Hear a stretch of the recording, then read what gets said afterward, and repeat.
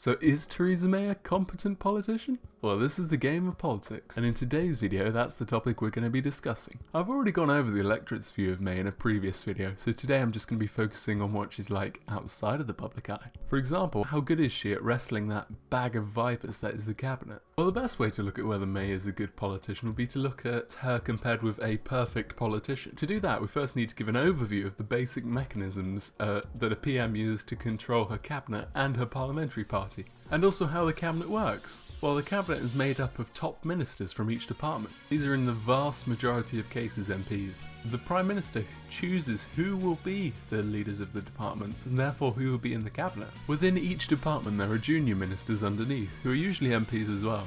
So there are usually around 160 junior ministers and senior ministers at any one point. This leads me to the first mechanism that the PM uses to maintain control, which is called collective ministerial responsibility. This is the idea that once the cabinet's made a decision, the departments, with junior ministers and senior ministers, all agree to toe the line. In other words, junior ministers and senior ministers all vote with the government. Decisions made in the cabinet are made by a simple majority. It is really dangerous for a PM and a cabinet when members like Boris Johnson don't toe the line, because this undermines the system of control. Collective ministerial responsibility means that a government position is likely to have at least 160 votes in Parliament if it wants to be turned into legislation. This is an important tool used by the Prime Minister in order to put their agenda into law. So there are two main areas that May needs to control: the cabinet and the parliamentary party. She needs to have the support of at least 11 other cabinet members to get that majority to then get what she wants. So you might ask, why doesn't she just fill the cabinet with people who are ideologically similar to her?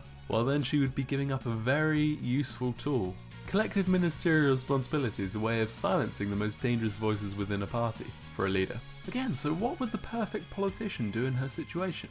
Well, the first thing they would want to do would be to silence their main rivals by bringing them into the cabinet. This goes for any MP who's being a particularly big thorn in their side. This would force them to adopt the government's position, which means it would lower the chances that they would vote against the government's position, or they'd get other people to. This is especially important for MPs who have their own power base within the Commons. So ideally, a Prime Minister would fill their cabinet with a majority of what I like to call loyal idiots. These are people similar to the PM ideologically, but without their own power base, or simply without a drive to rise any further. And then the minority of the cabinet would be these dangerous people, also known as heavy hitters.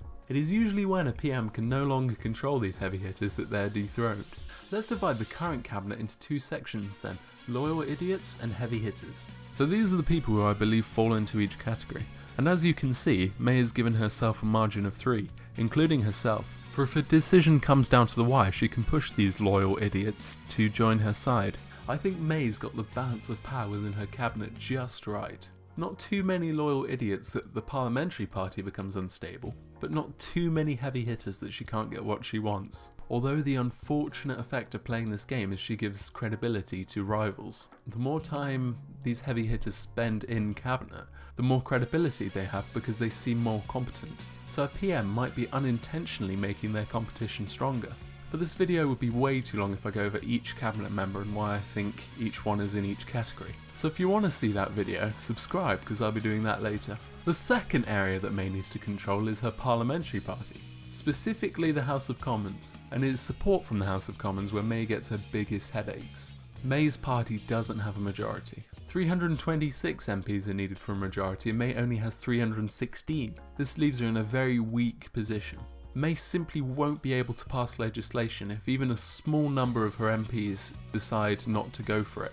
This means that parliamentary party discipline is very important. There are a few influential backbenchers that May needs to convince in order to get any legislation passed. The first being the chairman of the Conservatives Members Committee, also known as the 1922 Committee. Now, he was elected by Tory MPs. This means that he has quite a lot of support within the Conservative Parliamentary Party. Another person you may have heard of is Jacob Rees-Mogg. He is the darling of the far right within the Conservative Party, and he's been suggested for a replacement for May, indicating he both has a lot of power and a lot of influence, especially among right-wing Tory backbenchers. And of course other people May needs to convince include Nigel Dodds, the leader of the DUP within Westminster, and Arlene Foster, the leader of the DUP. If she can get those 10 DUP MPs on side, then she can pass legislation. And these DUP MPs would generally vote with the Conservative Party anyway, because they are ideologically similar to the hard right of the Conservative Party. Now, I've taken a surface look at the Parliamentary Party because it'd be pretty much impossible for me to map out the power dynamics between 316 Tory MPs. However, comment if you'd like me to do a more in-depth analysis. It is without a doubt in my mind that May is a very smart and cunning politician. Though she dropped the ball when it came to firstly calling the 2017 general election and secondly the manifesto used in that general election. Many people forget that her red Tory rhetoric was actually very popular when she first became Prime Minister, but she underestimated just how turned off voters would be with her open opportunism and the right-wing manifesto.